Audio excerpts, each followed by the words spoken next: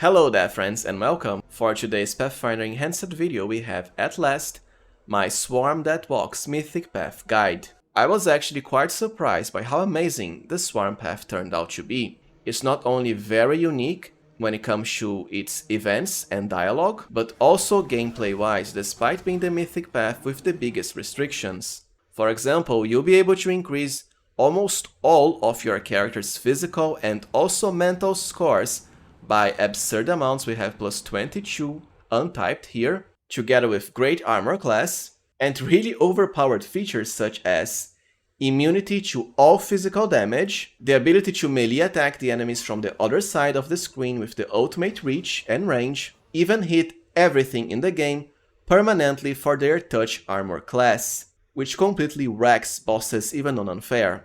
Last but not least, we have of course the ability to replace all party members for your Swarm clones, each just as powerful as the main character themselves, having access to even the same spells as you depending on your class, for the ultimate mythic spell spammage. So without further ado, let us get into our Swarm That Walks mythic guide. First with the main mechanics behind the path and how they work. I want to first start with swarm size, because most of your powerful abilities will become even stronger the higher your swarm size. You can check all the important information right next to your usable items tab. The first number, the big one here to the left of the dash, is the total sum of the challenge rating of all the creatures you've devoured. Challenge rating, well, it's not exactly the level of the creatures, but it's close enough. Essentially, the stronger the enemy, the higher their challenge rating. And since you can only become a swarm at chapter 5, at that point, most of the enemies you fight will be giving you a lot of points. Now the smaller number to the right of the dash is your actual swarm size. The swarm size value will be increased as your challenge rating pool reaches certain thresholds. For example, the first swarm size upgrade comes at 100 total CR, then 300 for the second one, 600 for the third one, 1000 for the fourth one, and so on. Each size will require more and more total CR points. I did all of the content possible, even all of the third DLC, right at chapter 5, with its numerous enemies, and I was able to reach 18 challenge rating. I don't think you can go much higher, perhaps 19 or 20. In any case, 15 is all you need to get all of your swarm clones. Now, there's actually 3 ways of devouring enemies to increase your challenge rating pool. I'll start with what's the best one already, the Swarm Feast ability. Essentially, whenever you have Swarm Feast turned on, you'll notice this big yellow circle around my character, which is the range of creatures you're able to devour as you kill them. That is, so long as the enemies die inside this area, they'll automatically be devoured. This is the main reason I prefer this one, because you don't have to manually choose to devour enemies or corpses, which I find rather micromanagement heavy, considering, well, how much you have to do this to actually increase your size, especially for the later upgrades. But anyways, you can also use the Swarm Infest ability, which will target one enemy, and so long as the enemy dies under this effect, it will be automatically devoured. And there's also the Devour ability, which can be used on corpses after battle ends. Anyways, just stick to Swarm Feast. As I'm about to show you, this will actually become one of your ultimate swarm abilities. It's not just about devouring enemies automatically. Now that we know how swarm size works and how to devour creatures, let us cover the main swarm abilities, starting with the mythic level 8 ones. First with Host of the Great Swarm. This is a passive that will grant you regeneration. It's the same as fast healing, essentially you heal a certain amount of hit points per round. And also additional hit points depending on the size of the swarm. I'm not sure how exactly the hit point boost is calculated, but as far as the regeneration, it should be equal to your swarm size per round. For our second main swarm ability, we have Swarm Form. This is a modal ability, so all you have to do is toggle it on or off, but it cannot be used at the same time as Swarm Feast. It's one or the other. Essentially, you'll get damage reduction of 5 plus your swarm size, which can even result in higher than 20, we have 23 here, impenetrable by the way, but it's mostly against physical blows only. Also, a massive boost to your natural armor of 4 plus your swarm size. Trust me, it can become a really massive boost because it is a stacking source of natural armor class. I have 22 here, for example, which is a big part of why my Swarm character has such amazing armor class, higher than 100. While the benefits of Swarm form are decent enough, Swarm Feast is really the way to go, as I'm about to show you. Anyways, I've already covered the main mechanic of Swarm Feast, which is to automatically devour enemies under its area of effect, but it actually does more. Both ranged and ranged touch attacks against your character under Swarm Feast will have a 50% chance to miss. Pretty nice. Plus, every round, the enemies inside the area will be dealt 4 plus your swarm size d6 physical damage, although in most cases they'll be dead before they can actually suffer this extra damage. Lastly, we have one of the most powerful and important swarm abilities, the Swarm Clone. With this, you can clone your main character a number of times depending on your mythic rank and also swarm size. It's 1 clone per 3 points of swarm size, so 1 at 3, 2 at 6, and so on. However, you can only have a single at mythic level 8, then 2 at mythic level 9, and 5 at mythic level 10. Because mythic 10 unfortunately is impossibly late, you essentially only have the final boss left after you get this and the first DLC. For most of the game, your character will only have access to 2 Swarm Clones. However, depending on your build, especially the one I have prepared for this guide, having 2 extra copies of your main character at essentially full power is more than enough to completely destroy anything. Do note that while the Swarm Clones will have the same abilities as your character, including spell books and class abilities too, they'll have a separate inventory, which means you need to equip them with other gear. They can even get multiple copies of abilities like Inevitable Fate, which I think is hilarious, having this on 6 different main characters. Unfortunately, as far as the pet, it doesn't really seem like your Swarm Clones get their own pets, despite the fact they essentially have the same class progression as you. I guess they thought it would be too overpowered.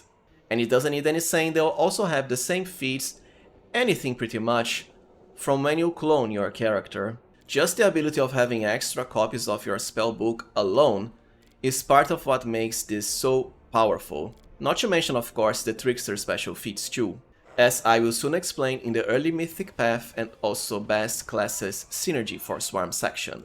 Now that we already know how all of our main Mythic 8 Swarm abilities work, let's talk about the upgrades gained at Mythic level 9. And this is when your Swarm character will become truly overpowered. First, through Eye of the Swarm, another passive. First, you'll get damage reduction as if you were a diminutive swarm. Essentially, this means, I kid you not, full physical damage immunity against all physical types of damage. Bludgeoning, slashing, piercing, it doesn't matter. As soon as you get Eye of the Swarm, your character will take 0 physical damage, including all of your clones. Even if you were fighting a Demon Lord on Unfair, doesn't matter, you'll take 0 damage. The benefits don't just stop there, you'll also become immune to attacks of opportunity, which is fine, but not really necessary since you're immune to physical damage anyways. Second, you'll get massive bonuses to both strength and dexterity, equal to 4 plus your swarm size. The boosts are really powerful.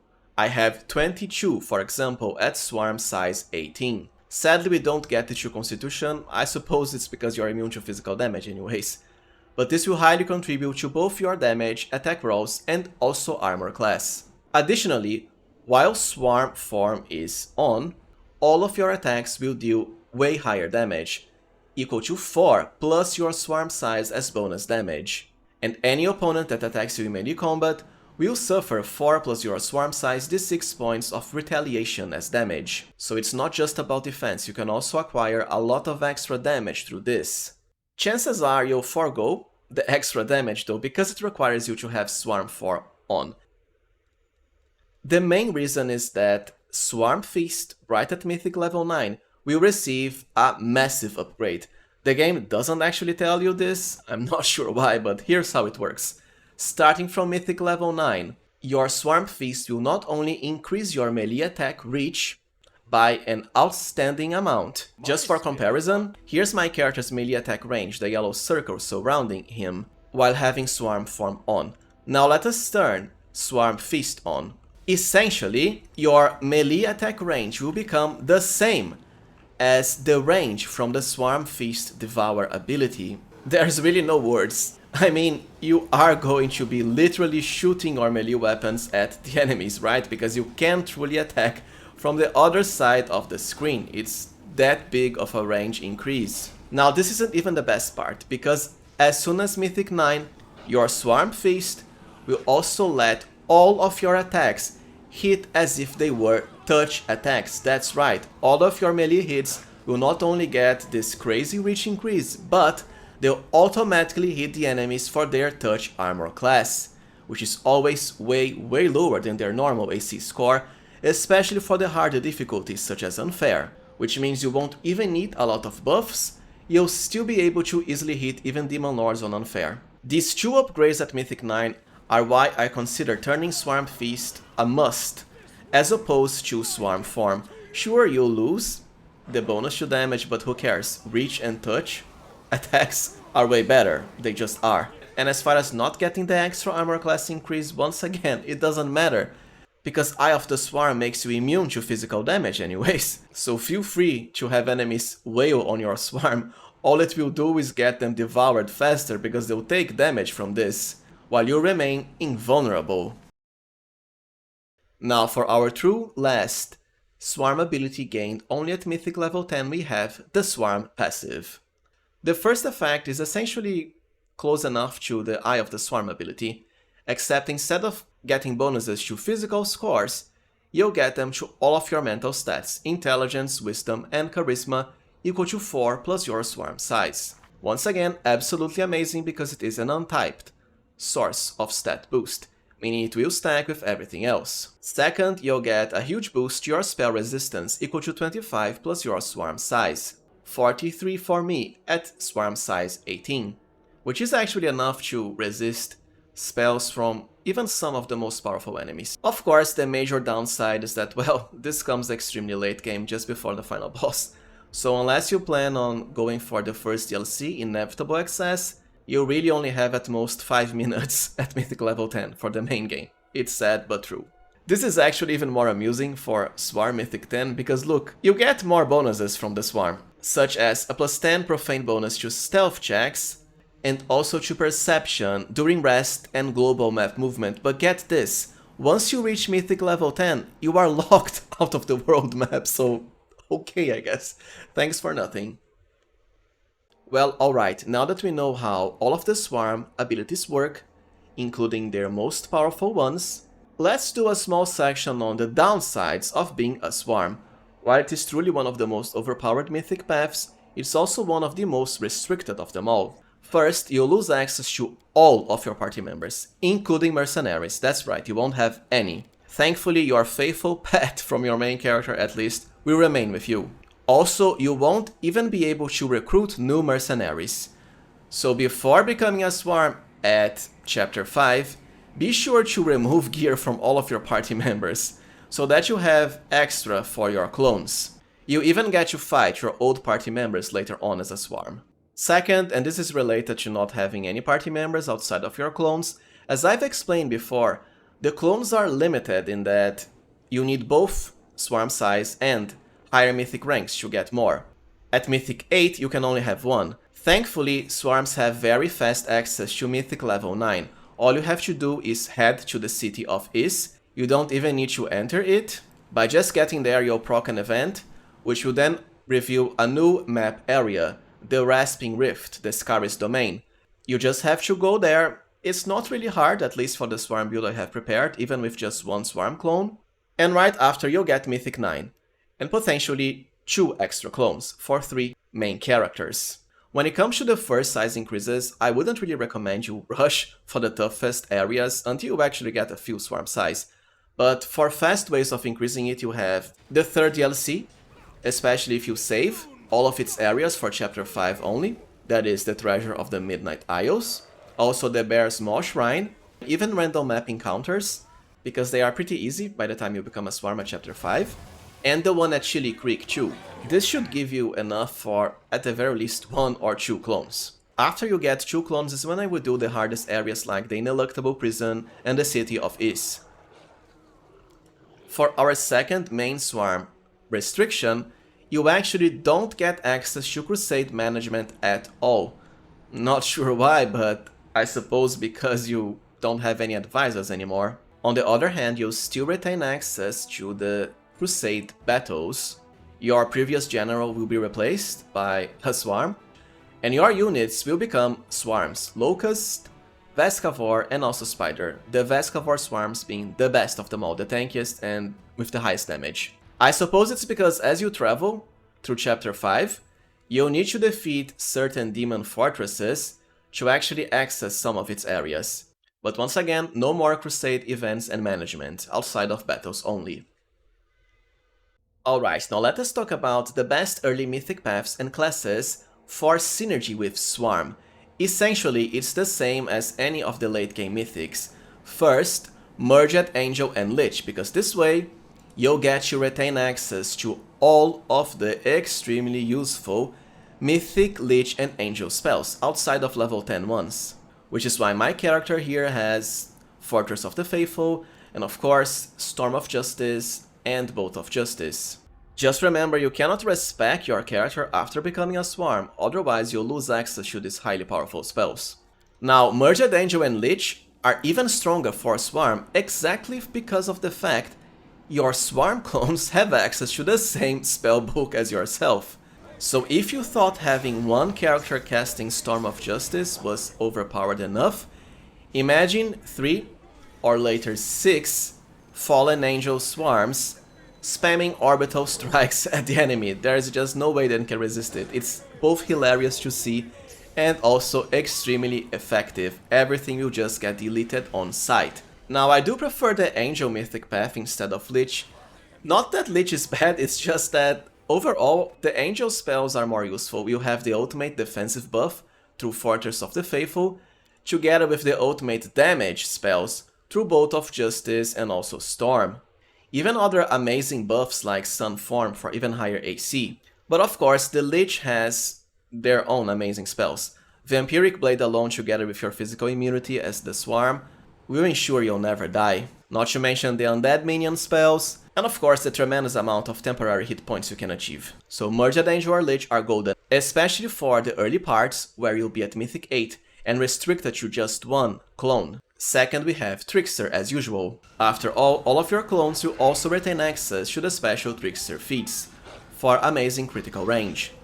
Lastly, and this is a special class case, we have Kineticist, ideally Kineticist Trickster. The only reason I'm talking about Kineticist here is because, well, it's also a class that gets an absurdly broken ability at level 13+. Deadly Earth, of course. If one is enough to delete enemies, well, it's the same logic as having multiple characters casting Lich and Angel spells. Now, before finally getting into our Swarm build, let us just do a quick section on how to actually unlock the Swarm path, because unlike Legend, another late game mythic, this one does have a lot of requirements spread through the game. It has multiple steps and the initial one comes at chapter 2, at the very start. First, do not ask the Queen to come with you on the crusade. If she comes, she will prevent you from taking the Swarm path later. Second, also at chapter 2, at the Leper's Mile map area, be sure to take a sample from the Vescavor Queen boss. Then choose to use it in the battle for Dresden. If you recruited the Queen, she will prevent you from doing this, which is why we don't want her on the crusade. The next step happens at chapter 3. If you did the previous ones, you'll get a quest to find a newborn Vescavor Queen in Dresden, inside one of the houses. Just don't kill it. Now, after you defeat Xantir Vang at the Ivory Sanctum, you'll get a dialogue option to ask him what it's like being a Swarm, and after defeating him, you'll unlock a special crusade project that's pretty obviously Swarm related, so be sure to do it. The ultimate step comes at chapter 5 only, at the very beginning. Just return to the same house where you found the Vescavor Queen before, and that's it, you're free to trigger the Mythic 8 event. Now, in case you have missed one of these steps, I mean, it's kinda boring to have to start the entire game for just a late game Mythic Path. Here's what you can do. Get the Toy Box mod, I already have a modding guide you can check here, and right at the start of chapter 5, before triggering the event that lets you choose your ultimate Mythic Path, that is before talking to the storyteller at the Citadel, simply head to the level up tab and choose Unlock Swarm. It's that simple. Who doesn't love simplicity? And as far as I'm aware, you'll still get all of the events and stuff just fine. Easy as pie. With all of that out of the way, now that we truly know everything there is to know about the Swarm, let's finally get into our Swarm build. For this guide, I have prepared a Fallen Angel Oracle into Swarm, because to me it is the easiest to play all around, from the very beginning to the very end of the game. Plus I imagine most players will pick Angel their first time, so at the very least you probably already have an Angel run ready for Swarm, right? For class we are of course going with Oracle. The normal Oracle to me is still the best of them all. You can also go with something like Seeker, but I really despise having the late Revelation progression. Most of your powerful abilities come from Revelations. For race, you can actually pick anything, but to me, as I'm all about early game power, I'll be picking Human. It's also my preferred race, thematically anyways. Now for the background, this is very important. Because Oracles have pretty poor weapon proficiency, only simple, we want Regional and Shackles Corsair for free proficiency with Scimitars.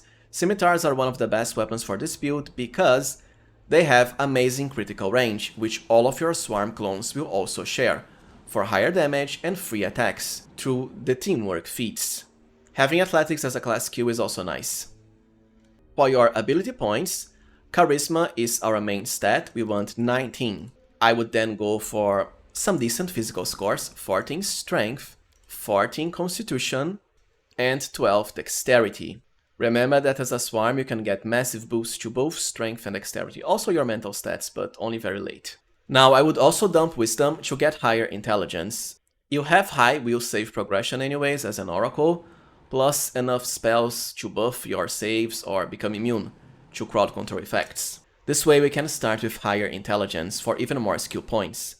Being a human also helps for this. The reason is simple: once you become a full Swarm, you'll lose access to all of your party members, which means you'll only be able to rely on your main character's skills for all purposes. And all of your clones, well, they'll also have the same skills as yourself.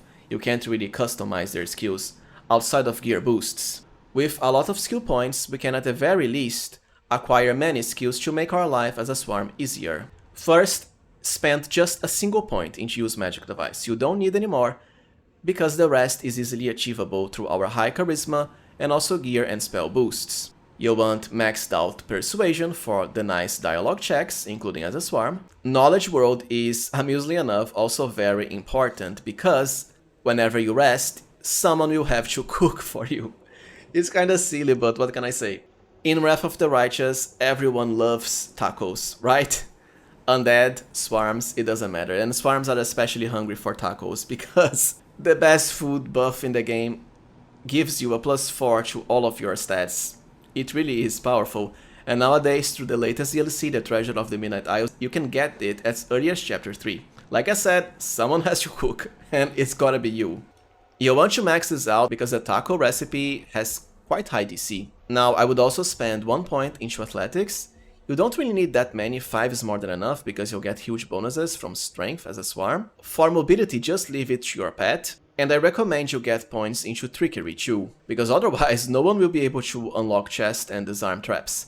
It's not that the traps in Wrath are dangerous, not like in Baldur's Gate 2 with instant death and petrification traps and so on, but it helps to have someone do it, so you aren't blowing your character on every single trap.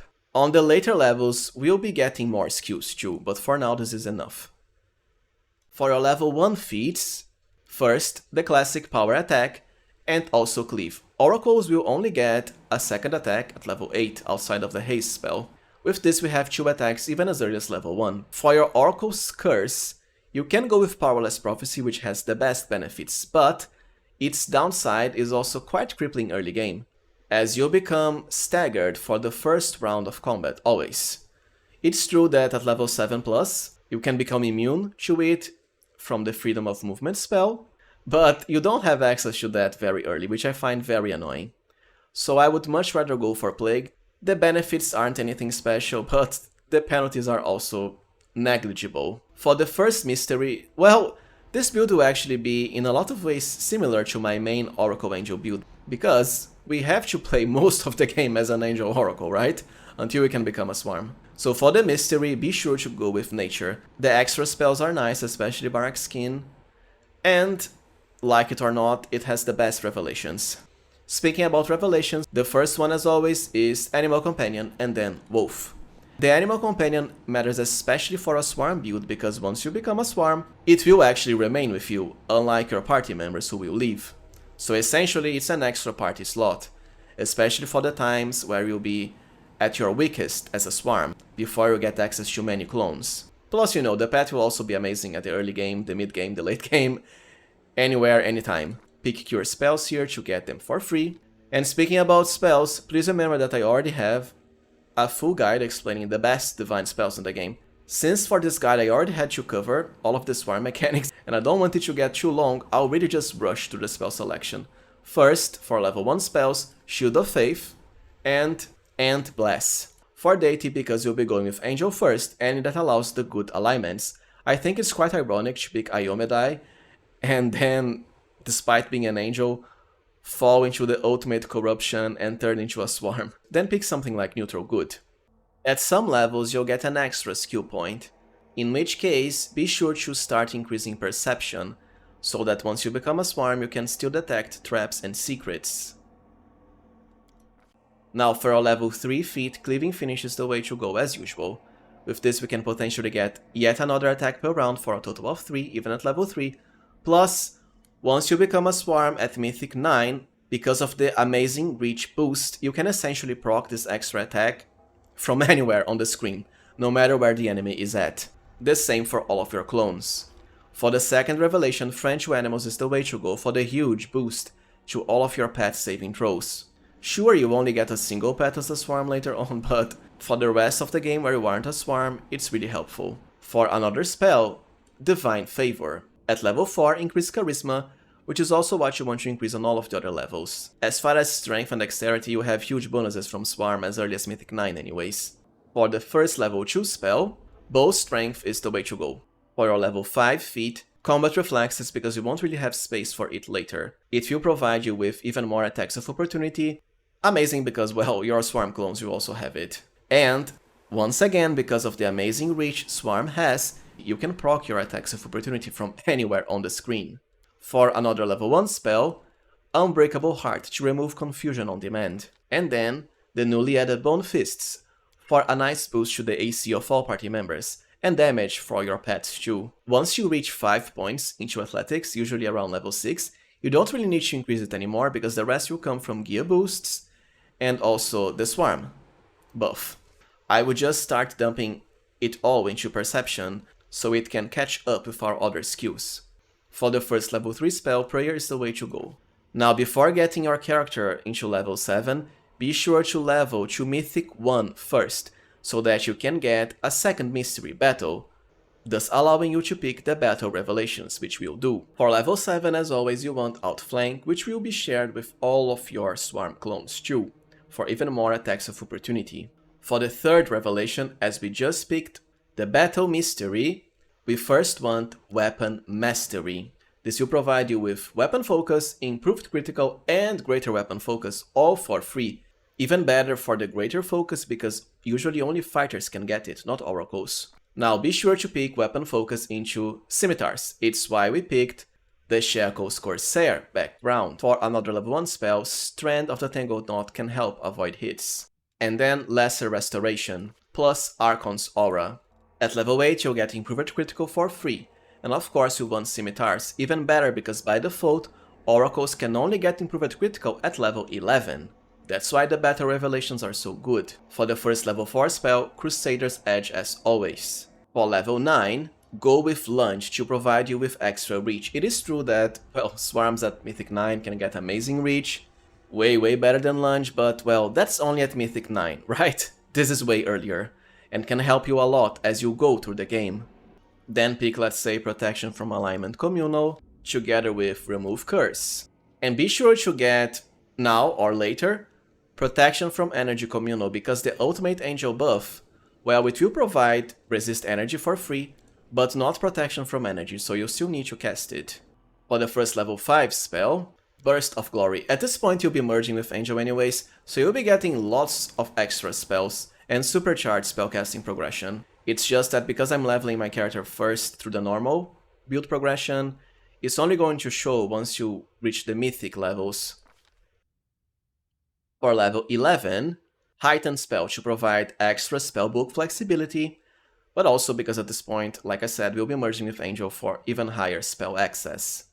You should have around level 6 to level 7 spells at this point. For yet another revelation, War Sight is the way to go. Whenever you roll for initiative, you roll twice and take the best result, except at level 11 it increases you 3 times.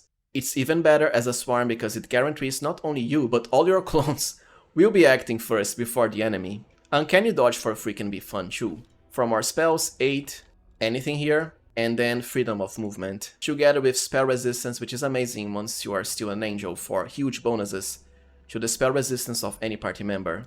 At 12, Greater Weapon Focus into Scimitars for free. For the first level 6 spell, always heal. Once you max out Trickery, World, Perception and Persuasion, I would start increasing points into Knowledge Arcana, because this way you'll be able to identify the magical gear you find as a swarm. Otherwise it's going to be very annoying. For the level 13 feat, another meta magic. This time, bolster spell for even higher spell damage. Ideally you want to bolster Bolt and Storm of Justice, while Empower and Maximize can come from meta magic rods and the highly OP Plague of Madness staff. For another level 4 spell, Death Ward to prevent level drain, and then Breath of Life, together with Eagle Soul. For the first level 7 spell, honestly kinda doesn't matter because level 7 divine spells are pretty poor. The angel ones though are amazing. Just grab Greater Restoration. For level 15, you must pick Skill Focus into Knowledge World. Right, we really want to cook those tacos. Plus this will let you qualify for Lore Master now, as we'll be picking the last important Oracle Revelation. You have two choices here. Nature's Whisper might seem great, and it is actually powerful. It lets you apply your Charisma modifier instead of Dexterity for armor class purposes. It's just that the bonus to Charisma as a swarm only comes at Mythic 10. The bonus to Dexterity, on the other hand, comes at Mythic 9. Which means even if you went all out on Charisma, you will end up with higher Dexterity as a swarm for most of the game. So if you pick this here, you'll actually have less armor class for the vast majority of time until you pick Mythic 10, and like I said, there's only the final boss and the first DLC after that. On the other hand, feel free to do it because honestly, you'll just be immune to physical damage as a swarm anyways, right at the same point where you start getting the dexterity boosts. So it's not like armor class will matter much. The problem is the other revelations aren't really anything special. There's Skill at Arms, which grants you heavy armor proficiency, not really needed, and martial weapons. Combat Healer to cast most of the cure spells as swift actions. But you know, at this point you're just using heal and mass heal. I would just go with Battlefield Clarity. It's not like the bonus is that needed, but at least it does something unique. For more spells, well, might as well pick Raise Dead. And I would grab Mass Bear's Endurance here for buffing purposes, together with Resurrection. Now at level 16 plus, we'll be entering into Lore Master, for a lot of extra versatility from the highly powerful secrets. For the first secret, I recommend you go with Combat Feat and Shatter Defenses. At this point, your Fallen Angel Oracle will already have access to Frightful Aspect. As a swarm, we can hit the enemies for both their flat-footed stacked with their touch AC. For the first level 8 spell, Frightful Aspect is the way to go, especially to proc the Master Shapeshifter buff later on. It's not just Shatter Defenses. Honestly, once you reach around 15 Trickery, you don't really need to increase it anymore, so I would now focus on Knowledge Arcana, because you'll soon become a swarm at around level 18 to 19, to identify magical gear we find. For level 17, Boon Companion is the way to go because our path will not scale with Lore Master levels otherwise. Any other level 7 spell, and for level 8, pick Shield of Law, for the amazing mind-affecting immunity. For the second Lore Master secret, this can go a number of different ways. Something I like doing is going for Wizard spell, and grabbing Haste. What can I say, Haste is amazing, and well, you won't have a way of casting it, at least not for high duration as a swarm, since you lose access to the party members that can do it. With this you can do it yourself. Even at the very minimum, You'll have access to 2 Swarm clones plus your pet and your character, so 4 party members that can be buffed with haste for an extra attack, plus the movement speed boost is amazing too. For the level 9 spells, Mass Heal is the way to go, the other ones don't matter because you'll just be using angel stuff. As far as your last feat, this can be anything you want. I like going for Improved Initiative, just so we can grab Mythic Initiative later on. Although it's not really that necessary as an Oracle, because remember, we have the War Sight Revelation anyways. The other spell picks now don't really matter. Just as a note, here's my final skill selection for this character. Now for the last Lore Master secret, once again there's many different things you can pick here, including, let's say, Rogue Secret and Opportunist, which when you consider your Swarm clones also having it, it's a lot of extra attacks per round. And there's also another important wizard spell too, actually. First, Heroic Invocation, because we can't pick it unless you went with the Life Oracle. This is a great party-wide buff for higher damage and attack rolls. And there's also Mind Blank Communal, which when combined with the Angel Fortress of the Faithful spell, can make your allies' 50% concealment effect pretty much impenetrable, even if the enemies have the True Seeing buff. Of course, because both Mind Blank Communal and Heroic Invocation have rather long duration, you can also cast them from scrolls, including crafting a lot of them before you lose access to your party members, so at the end of chapter 4. In which case, it might really be best to just go for Opportunist. Alright, now let us cover Mythic Progression for our Fallen Angel Swarm. For the first ascension, Close to the Abyss is the way to go. You were already corrupted from the start. It's an extra attack per round, which is always good, plus later when you get the amazing reach boost as Swarm, you can hit enemies from anywhere on the map, even with this, together with your normal melee attacks. For the first Mythic ability, Second Mystery and Battle is the way to go. Some of the spells are decent, but most importantly we want it for the extra revelations, which can provide us with a lot of nice feats, all added for free. For Mythic level 2, because we are an Oracle merging with Angel, we want to maximize our spell casting power now, so extra Mythic, Abundant Casting. After all, as a Fallen merged Angel into Swarm, you'll get to retain the best Angel spells with extra spell slots too. For Mythic 3, Improved Abundant Casting. For Mythic 4, you could potentially pick Mythic Critical here and Scimitar. I would rather delay this for later and just go for extra Mythic and Greater Abundant, because at this point you can already have level 7 and 8 Angel spells, which are busted good. So we have loads of spell slots for all spell levels, also shared with our clones. For Mythic level 5, you could potentially go with Enduring and Greater Enduring spells. I just don't think it's needed for this build, because, well, our clones will share our spells for even more uses, including more buffs. I would just pick Ever Ready, because it can highly contribute to your melee side, especially for your clones. For Mythic level 6, this is when I would go for Mythic Critical Scimitar. For Mythic level 7, Archmage Armor I find a bit unnecessary, because remember, at Mythic 9 your Swarm will become immune to physical damage anyways, and Angels have the best defensive buffs. What I would rather pick is Master Shapeshifter. At this point you can already cast the Frightful Aspect buff to proc this, including for all your clones, for even higher physical scores. For Mythic 8, Mythic Power Attack. Because this is when we go Swarm and start getting our clones, it's also when I would rather get the ultimate melee attack buff. For Mythic level 9, you can actually pick anything you want here, including even Last Stand, which can be nice, so well, all of our Swarms are virtually invulnerable, no matter the situation. There's also Mythical Beast, but it would only empower your single pet, the clones don't get it. Always a Chance can work too. And there's always Archmage Armor, I would just settle for Last Stand. As far as Mythic 10, just Mythic Improved Initiative.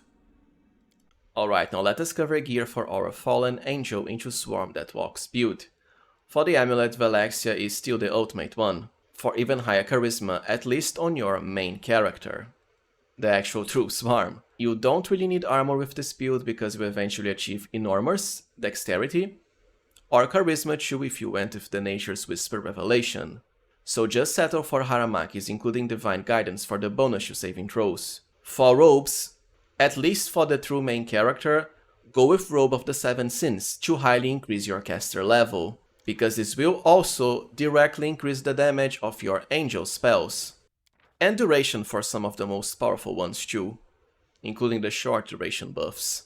For belts that increase strength, later strength and dexterity, ultimately all stats. For gloves, well, if you want the highest AC, embroidered gloves, but this character doesn't really need high armor class. I mean, I don't have the bonus from Swarm Form on, let's turn it on here. Even without the bonus to Swarm Form, you are immune to physical damage anyways, at Mythic 9. For boots, Ronek Sacrifice. You might as well use it for the main character. Plus the bonus to both mobility and athletics can help you make skill checks. For helmet, I actually don't have anything here, just so we can get the cool Swarm hood, just like the portrait, but early game headbands of charisma. Later you can just go for the Broken Trickster glasses instead, to provide charisma. So I would just use the Hat of the Bitter End for the late game. For cloaks, just resistance with the highest modifier. The Swarm Cloak is kinda underwhelming. It requires one of your clones to die, which is, well, a big nope. Because like I said, they are immune to physical damage. For the rings, Triumphant Advance as always. After all, we are the main character, together with the Ring of Evasion. This is very important for swarms because, as I said, you are immune to physical damage. So the only way the enemies are going to kill you is through spell damage. Through the Ring of Evasion, we can easily avoid most spell damage by completely avoiding it, because of how easy it is to increase our reflex due to our huge dexterity. Including for enemies that bypass elemental damage immunity and resistance like the Desolating Galus Stormcaller, evasion will still work. For the braces, just braces of armor with the highest modifier. Now before getting into the weapons and Quickslots, let's just cover gear for our clones, at least the most important picks. Ideally, all of your clones should have a headband of Charisma +6 or Mental Perfection. For Amulet, you can go with amulets that enhance initiative like Quick Draw, Wind Breath, or the ones that grant +6 to natural AC, because you can't get this through the Bark Skin spell. The robes don't really matter much. For belts, either belts of Physical Perfection +6, or the ones that just enhance 2 physical scores by +6, even belts like Clutch of Corruption because of the huge +8 boost to Constitution. The cloak is essentially the same for all of the swarms, resistance. For rings, you have a few useful options that in other runs would be covered by other party members, like the Ring of Summoning Storyteller Relic, together with the Clemency of Shadows Crusade Relic. There's also the Ring of Guiding Star, and well, the Bane of Spirit. Although, if you went with Merged Angel or Lich Swarm, you have spells to deal area of effect, piercing damage anyways. Besides that, just a few pieces to enhance the skills of your swarms, that way you can choose what to specialize into, despite the fact you essentially all have the same skills. For example, because my main character has Ronek Sacrifice, he can achieve the highest mobility and athletics out of all of our clones. I would also leave Rascal's Goggles to another for the highest perception and trickery. Gloves of the Ambassador can really help when it comes to meeting the requirements for cooking the tacos, and that's pretty much it as far as skill boosts. Now let us cover weapons and Quickslots. For our main swarm, Plague of Madness is absolutely busted for any Merged Angel or Lich. For this build, for example, you can essentially cast 1 empowered and maximized Storm of Justice per battle at essentially no cost. All you have to do is equip the staff and cast the same cantrip 3 times in a row. For example, Resistance. Now, I also went for Scimitars because to me they are the best weapons for this build. And we have plenty of powerful ones to outfit most of your clones, such as Dawnflower's Kiss, Faith Bearer, Scimitar of Wind, Rupturing Storm, and honestly for the other clones you can just go with default Scimitars. Because with Merged Angel or Lich, you retain amazing buffs. Lich gets Vampiric Blade, Angel has Crusader's Edge, and also Sun Marked. Besides that, we also have the Fiery Spellweaver. For extra caster level, you can for example proc the boost from Plague of Madness and switch into Fiery Spell for even higher Storm and Bolt of Justice damage.